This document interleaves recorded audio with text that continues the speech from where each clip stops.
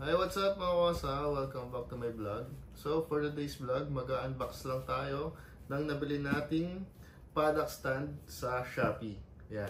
Ito siya. Ang laki niya. Okay naman yung pagkakapackage niya. Walang yupi. Tsaka, puro tape talaga. So, na-order ko to sa Shopee ng 1,019 pesos. Pero yung price talaga niya is 1,199. Nagkaroon lang tayo ng voucher, kaya nabili natin siya ng mura. Let's go! So, gagamit tayo ng gunting. Pantanggal ito mga to. Alright, simulan natin. Sobrang importante nito, lalo na sa mga big bike. Kasi karamihan ng big bike, walang center stand. Kaya ang hirap maglinis ng mga kadena pagka walang center stand, di ba? Kaya kailangan talaga natin itong product stand. Meron naman nakita mga magagandang klaseng product stand, kaso ang mamahal. Hindi natin kailangan ng mga ganda. Ang mahalaga is yun nagagamit natin. Yun! Ayan, ito na siya. Solid, di ba? Talagang maingat, oh. May mga styro pa. Titingnan natin ang loob. Mayroon tong manual kung paano ba bubuuin itong product stand. Ito na. Hiwa-hiwalay pa siya. Tayo pa yung magbubuo nito.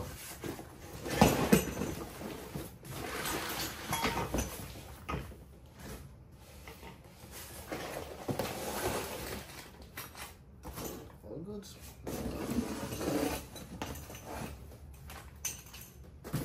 Wala na. Wala na. Goods na.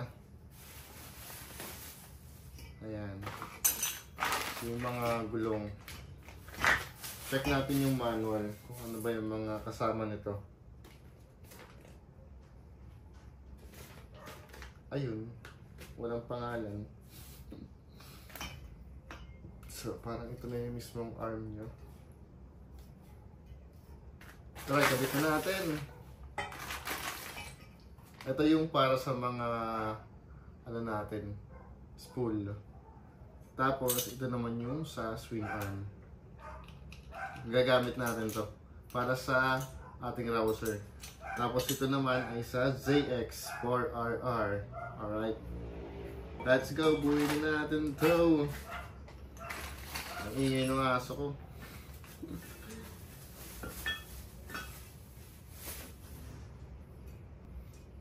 Nalagay natin dito. Tapos tornilyo.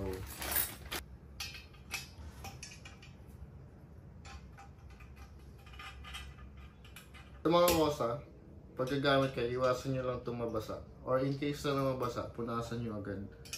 Kasi madali siyang kalawangin based sa mga nakikita ko.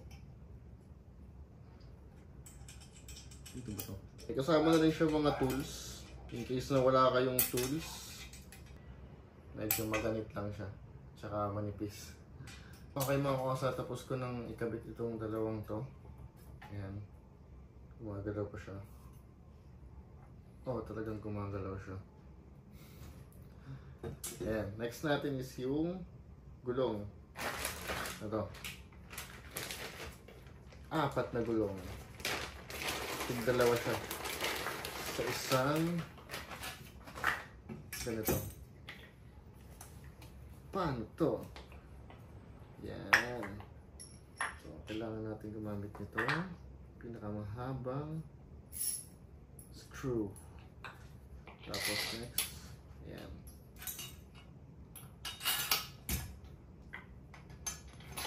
Madali lang pala siya eh.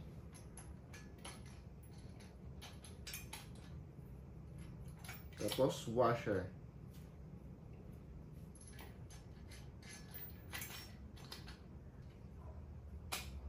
Okay na mga kosa, na-install ko na yung kanyang 4 na gulong. Ayan o, tig-dalawa siya, tig-kabila.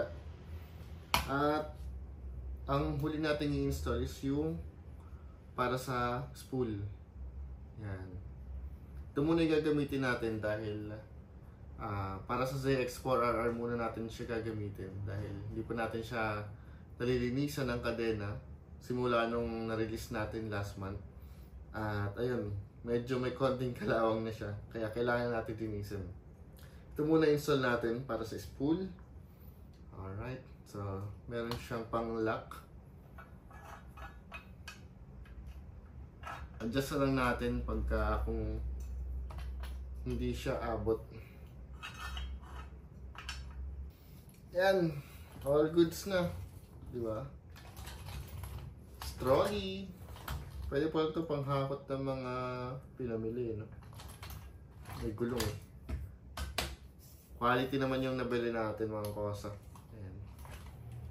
So, hindi na ako bumili ng mga 360 na paddock stand.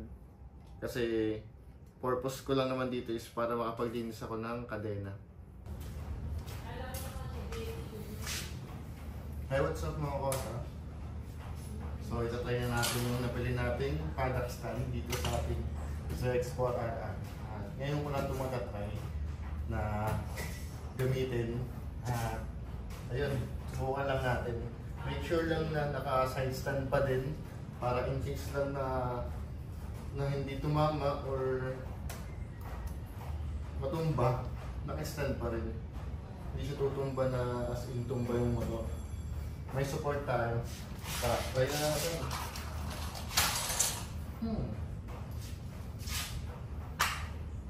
I-adjust pa natin ito. Bibigat.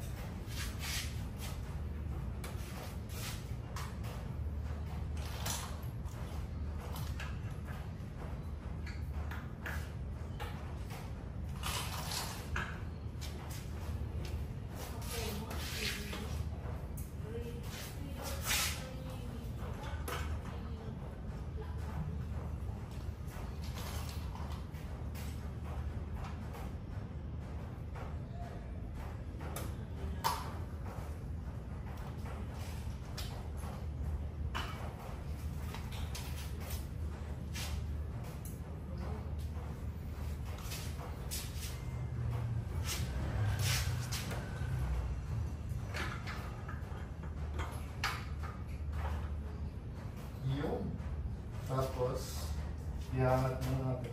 Push natin dito.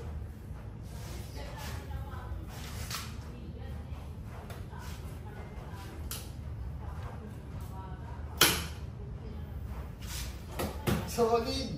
So, ayan. Na-install na natin yung paddock na gamit na natin. At ayan siya. Start natin yung gulo.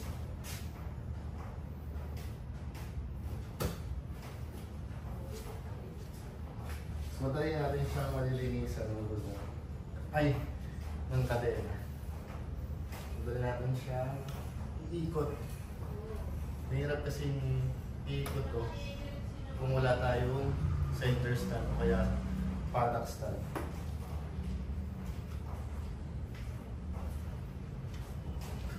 Ganda niya. Sorry. Okay na okay siya, matibay naman. Mukhang matibay naman.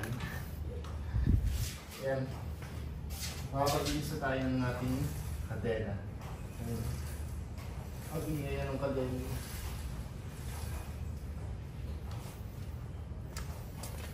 Pakita ko sa inyo ang aking kadena. Ayan o. Tumutunog na. May konting mga kalawang na rin siya. Ayan o. Kaya kailangan na rin siyang malinisan. Meron na rin akong nabiling paddock spool. Ayan.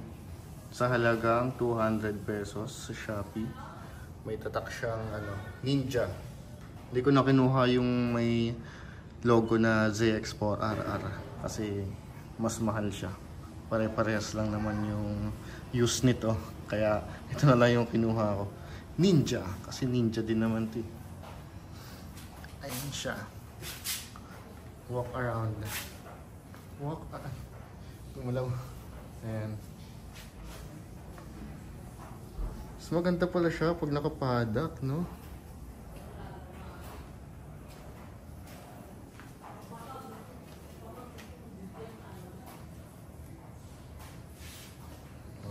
Angas.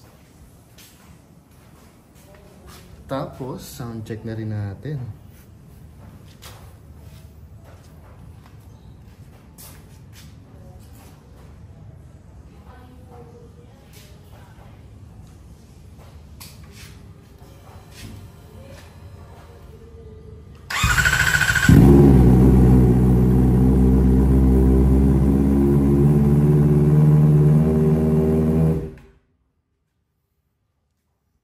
Tama na.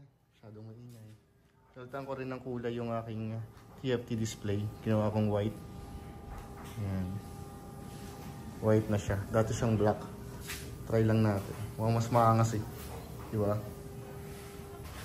At dito ko na rin tatapusin ng aking vlog. Thank you for watching mga kosa. Always ride safe. And good God first. See you on my next vlog. Peace out.